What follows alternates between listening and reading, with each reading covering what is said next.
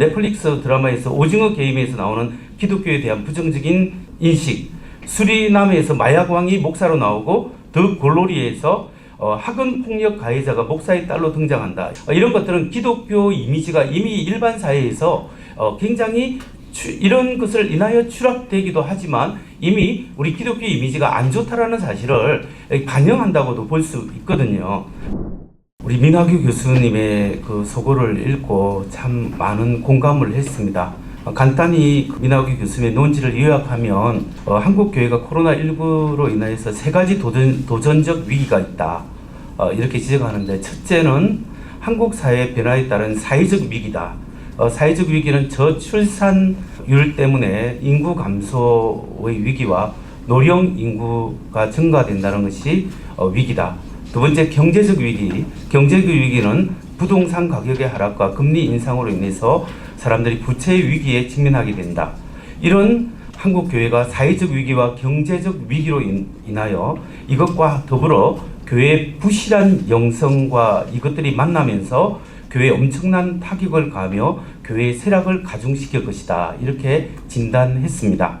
이런 위기 문제를 극복하기 위해서 우리 민 교수님은 몇 가지 대안을 제시했는데, 첫째, 목회자는 영혼 돌봄의 전문가가 되어야 되고, 두 번째, 교회 지도자의 회개와 변화가 필요하다.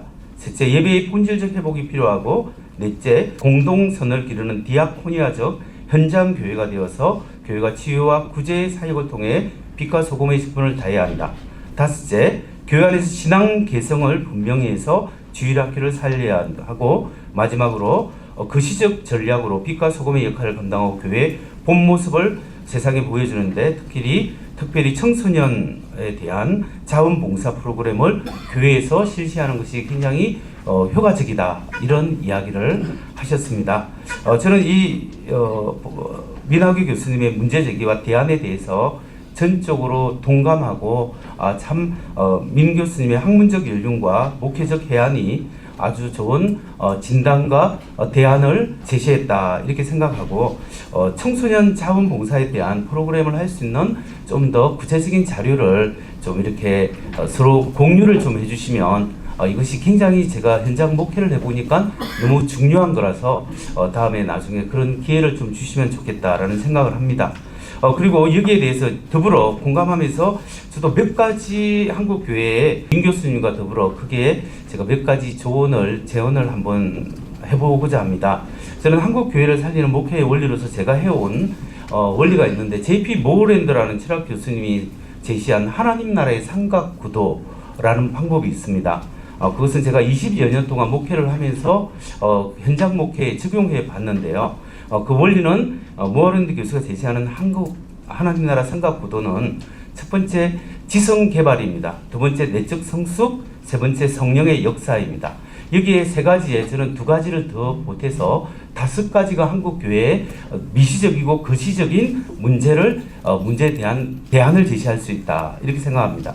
첫째 하나는 지성 개발입니다. 지성 개발이란 뭐냐? 기독교 신앙이 왜 진리인가? 왜 예수만 믿어야 되고 예수님이 왜 구세주인가? 예수님의 부활이 역사적 사실인가? 정말 세상을 창조한 하나님이 살아계시는가? 우리는 당연하지만 여기에 대한 기독교 변정적인 교육이 필요하다. 기독교 변정적 교육을 기반으로 한 제자 훈련을 한국 교회가 많이 해줘야 된다 생각합니다. 왜냐하면 요즘 포스트 모던 시대에 많은 젊은이들이 모태신앙으로 그냥 교회에 왔다가 이런 코로나 사태를 겪으면서 그냥 교회를 떠나버리는데, 그 이유 중에 하나가 뭐냐면 성령을 받든지 아니면 기독교 신앙에 대한 지성적 확신이 있어야 되는데, 그냥 그런 확신 없이 신앙생활하다가 위기를 맞으니 교회를 떠날 수밖에 없는 그런 구조적 문제가 있다라고 생각하기 때문에 지성개발, 다시 말해서 기독교 변정적 훈련이 필요하다라는 것. 두 번째는 뿌리 깊은 영성을 형성하기 위해서 내적 성숙, 이거는 우리 교회에서 많이 합니다. 기도와 성경 묵상을 통해서 내면 깊이 영성을 형성해가는 그런 내면 깊은 영성을 형성하는데 교회가 계속 노력을 해가야 한다라는 것. 세 번째는 하나님 나라의 관점에서 성령의 역사를 경험해야 한다라는 겁니다. 이것은 개인적인 그냥 은사 차원이 아니라 이 하나님 나라의 관점에서 사도행전적인 그런 성령의 역사를 우리가 사모하고, 이게 머리만 커진 사람, 가슴으로 깊은 내면의 영성을 쌓은 사람의 약점이 수동적이라는 겁니다.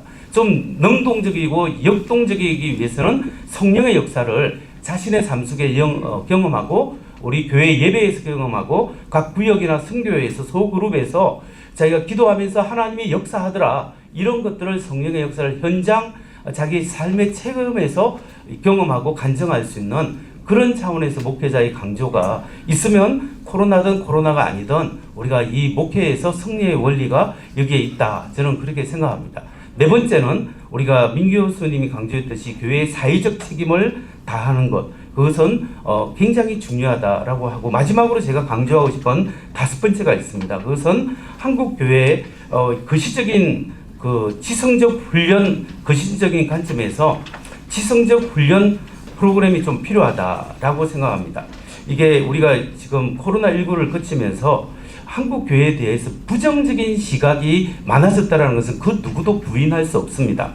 예를 들면 넷플릭스 드라마에서 오징어 게임에서 나오는 기독교에 대한 부정적인 인식, 수리남에서 마약왕이 목사로 나오고 더 골로리에서 학원 폭력 가해자가 목사의 딸로 등장한다. 이것은 이런 것들은 기독교 이미지가 이미 일반 사회에서 굉장히 이런 것을 인하여 추락되기도 하지만 이미 우리 기독교 이미지가 안 좋다라는 사실을 반영한다고도 볼 수 있거든요. 그러니까 이런 대사회적 부정적인 이미지의 원인이 무엇인가 여러 가지 있지만 저는 두 가지로 요약한다면 하나는 우리 기독교인들의 특히 목회자들의 비도덕적인 문제, 우리 지도자들이나 교회에 방방 한 번씩 터지는 이 부정적인 그런 행위 때문에 교회가 그 인식이 전체적으로 안 좋아졌다라는 것 하나 하고요. 다른 하나는 그동안 한국 사회에 지속적으로 활동해왔던 안티 기독교의 영향력이다. 저는 그렇게 생각합니다. 예를 들면 도올 김용옥 교수님이 전에 요한복음 강해로부터 시작해서 지금 계속 기독교에 관련된 유튜브를 통해서 계속 비판적인 그런 글이나 도올의 도마복음, 요한복음 강해, 도올의 로마서 강해, 도올의 마가복음 강해 이런 것을 통해서 기독교와 도올이 어떤 것을 하든지 간에 기독교 신앙을 비판하는 그런 내용을 계속 이야기하고 있습니다. 그뿐만 아니라 오강남 교수의 예수는 없다. 그리고 예수는 신하다라는 책, 그리고 SBS에서 전에 예수는 신의 아들인가. 그래서 예수는 신하다라는 그런 내용들. 이런 것들이 그동안 계속 줄기차게 한국 교회에 제기되어 왔었는데 한국 사회에 우리 한국 기독교가 이게 대해서 지성적으로 나이스하게 도전을 제대로 못했다라고 평가할 수 있습니다. 그 결과 예수님은 한 사람의 신하의 인물이나 아니면 사람인데 니케아 회의에서 신으로 둔갑했다라는 등 아니면 하나님은 존재하지 않는데 인간의 생각 속에 만들어버렸다라는 것 이런 것들이 인식이 보편화되어 가고 있다는 것도 우리가 굉장히 주목해야 합니다. 예를 들어서 리처드 도킨스의 만들어진 신이나 유발 하라리의 사피엔스 같은 책은 지금 대학교 1학년에 대학교에 들어가는 신입생의 필독서로 추천되어 있습니다. 이런 책들이 굉장히 반기독적인 기독교적인 내용인데 이런 내용들을 읽고 이미 젊은이들이 지성적으로 기독교를 버리고 있죠. 그러니까 내적으로는 명목적인 신자가 길러지고 가난한 신자가 늘어날 수밖에 없는 추세고 외적으로는 반기독교적인 정서가 심화되고 이게 언론과 문화예술과 어떤 드라마에서 이것이 드러나게 된다는 사실이죠. 이렇게 마지막으로 간단히 여기에 대해서 우리가 어떻게 그러면 교회가 대안을 제시해야 되냐 할 때 저는 교회 안에서 기독교 변정 교육이 필요하다. 정말 기독교 신앙이 왜 진리인가? 여기에 대한 확실한 지성적 확신을 심어줄 때 지성적 확신이 헌신으로 이끌어가기 때문에 그렇습니다. 이런 프로그램이 필요하고 두 번째는 교회에서 부모와 자녀가 함께 기독교 신앙을 이야기할 수 있는 통합 프로그램이 개발되어서 교회에서 부모와 자녀가 함께하는 그리고 교회가 함께 연결돼서 기독교 신앙을 이야기할 수 있는 그런 장들을 자꾸 개발해 나가야 된다라는 사실이고 마지막으로 제가 하나 더 대안은 우리 한국 사회 각 분야에서 기독교 지도자가 될 인재들에 대한 기독교 세계관 교육이 절실히 필요하다라는 것입니다. 다시 말해서 기독교의 영향력을 미래의 한국 사회에 영향력을 끼칠 똑똑한 사람들을 기독교 변정과 기독교 세계관으로 무장시키는 특별한 지성인 교육이 필요합니다. 이것은 예수회 전략에서 아이디어를 얻을 수 있는데요. 1517년 마틴 루터가 종교개혁을 일으키고 개신교가 유럽에 약진을 했을 때 이 개신교의 약진을 가톨릭이 효과적으로 막아낼 수 있는 전략이 바로 무엇이었느냐? 그게 바로 봉건 영주들의 귀족 자녀들을 데려와서 고등교육을 시킵니다. 가톨릭 교육을 시켜서 다시 그 지역으로 보내서 그 봉건 영주나 그 영향력을 발휘하게 해서 개신교의 약진을 막아냈습니다. 이런 것들이 뭐냐? 바로 그때 만들어진 것이 예수회인데 이런 예수회 전략이 어느 정도 먹혀들었다고 평가할 수 있습니다. 바로 이것이 탑다운 전략입니다. 그러니까 우리도 여기서 아이디어를 얻는다면 미래 사회에서 한국의 석사와 박사 그리고 그 리더가 될 수 있는 사람들을 모아서 1주나 2주 정도 기독교 변정과 세계관 교육을 가르치는 훈련을 하고 네트워크를 형성해서 이렇게 교육시키는 것 이런 것이 필요한데 이런 친구들을 법조계, 언론계, 대학계, 정치계, 영화, 예술계에 계속적으로 활동할 수 있는 자기 기독교적 삶을 살 수 있는 훈련된 양성인들이 필요하다는 거죠. 그냥 교회에서만 신앙생활에서는 이런 것들이 길러지지 않는다는 거죠. 마지막으로 예를 하나만 들면 미국의 디스커버리 인스티튜트라는 곳에서 이공계 석사 박사 학생들을 다 불러 모아서 비행기 표도 보내고 이렇게 해서 2주 내지 3주를 특별 훈련을 시킵니다. 그래서 앞으로 그 유명한 교수님들이 발렌티어로 나와서 이 친구들을 훈련해서 다시 보내고 네트워크를 형성해서 자업도 알아봐 줍니다. 그래서 크리스찬으로서 어떻게 과학을 할 것인가, 과학계의 기독교의 영향력을 확대해가는 일들이 벌써 20년 전에 있었고 지금 그 열매를 조금씩 거두어가고 있습니다.